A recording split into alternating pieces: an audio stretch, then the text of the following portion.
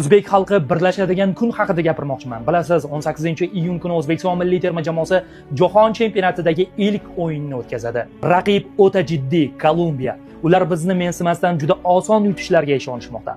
Hatto tarmoqlar orqali turli provokatsion ishlarni ham qilishmoqda. Kolumbiyaliklar buni maydonda ham qo'llashlari mumkin. Tan olish kerak, raqib juda kuchli. Qo'shimchasiga bu o'yin Meksikada o'tkaziladi, bu esa kolumbiyaliklarga yaxshigina ustunlik beradi.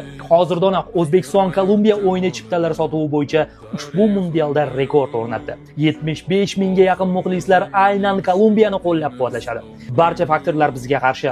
Maydonda raqiblar o'z uyida o'ynagandek o'ynashadi. Qo'shimchasiga mundialdagi ilk o'yinimiz kuchli jamoaga qarshi. Terma jamoamizni juda qiyin o'yin kutyapti. Lekin biz ushbu mundialda boshqa jamoalarga emas, aynan O'zbekistonga muxlislik qilamiz. Futbolchilarimizga ishonamiz.